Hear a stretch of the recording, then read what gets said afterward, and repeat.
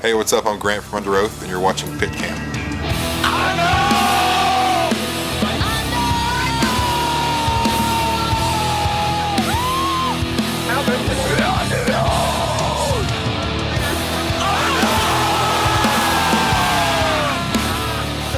Hi, I'm Alesana from PitCam, and we're sitting here today with Grant from Underoath. What's up? So how are you doing today?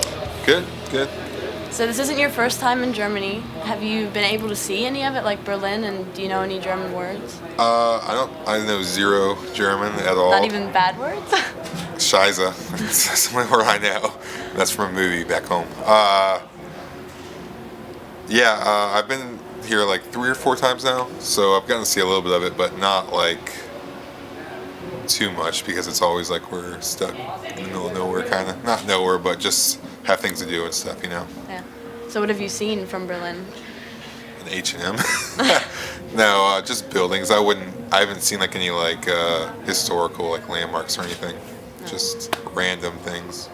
Have you ever gotten lost on tour? Like maybe not just you, but any of like the band members? Yeah. Actually, Tim got lost the first time we were over here in Germany. We were at a truck stop somewhere, and the bus left him, and he had a cell phone, or he didn't have a cell phone, but he remembered his mom's number, who calls mom, who called our manager, who called somebody on the bus, and he actually ended up taking out like 2 trains and a cab to get to the show, because we couldn't turn back or something, I don't know. That must have sucked. Yeah. So since you guys tour around a lot to different countries with different like time zones, how do you get used to like sleeping and... I've been sleeping 5 hours a night the last like 6 nights. Like I've been total insomniac. Sometimes it's good, sometimes it's bad, just depends. But like usually like we'll fly into the UK and it's like 4 or 5 hours difference, and we'll get there in the morning. We'll try and stay up the entire day, even though we're all exhausted. So you can just like crash that night and then kind of adjust to it. But it's hit or miss. Like this time's been rough.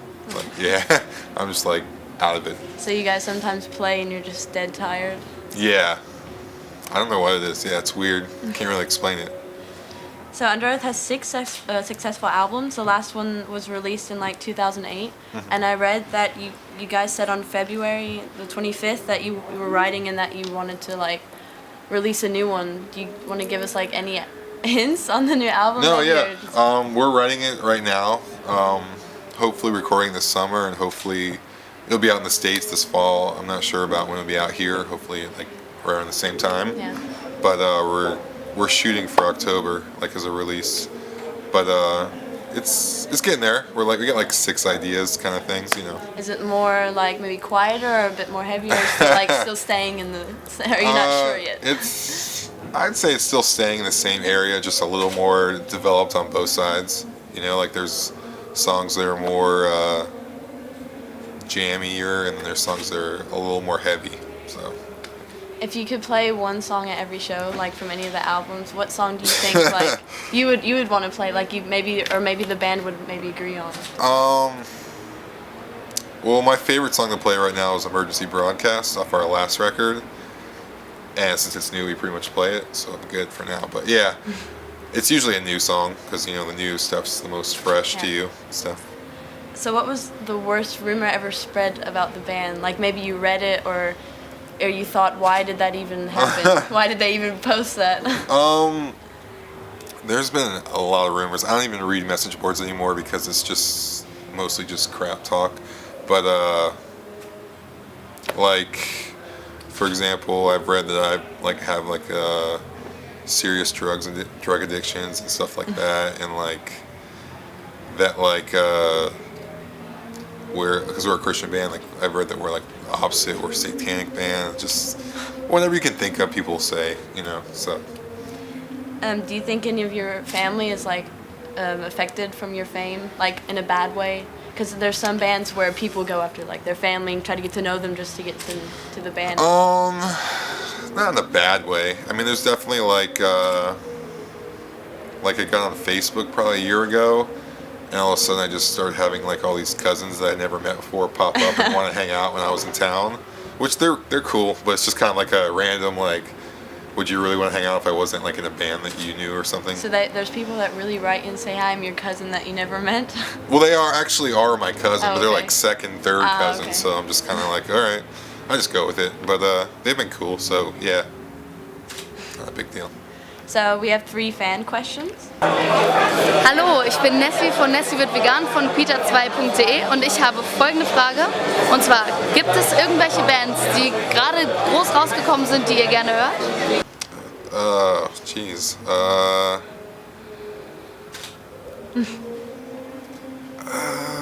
That's a tough one because I don't really listen to like a lot of big bands. Maybe Architects or...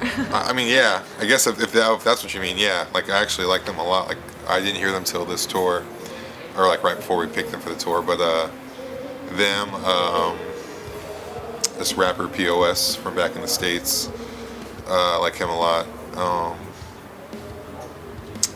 Every Time I Die, pretty much like every record they put out. I guess I don't know if that's successful. I thought you were talking like Coldplay, like U2 level. No, not that successful. Okay, all right. Hey Jungs, wenn ihr keinen Rock oder Hardcore machen könntet oder dürftet, was würdet ihr dann für eine Mucke machen? I like everything pretty much. I like ska. I like. But you can't pick anything that like goes into rock. Anything that goes in the rock world. Yeah, nothing. What else is there? Like techno and pop. I would never do. I don't like techno at all. That's the one thing I don't like. I could do like classical. Like I used to play in band in school and stuff, and like started playing piano and violin. So I like that stuff. I listen to that every once in a while. The last question we have is from Matt Greiner from August Burns Red. Is there any particular prank that stands out amidst Underoath's proverbial prank pool? Note, keys and bucket, trailer wheels chained together. Yeah, we had like we had a tour back in the States probably like 4 or 5 years ago. It was Atreyu, Darkest Hour, us, I think God Forbid, and us and Darkest Hour we were both in bands and just kind of had band wars, and it was just like an ongoing thing. It was really fun though, but they basically tarred and feathered our van, made it into a giant chicken. And then we wanted to get back in our last show of the tour was at our hometown.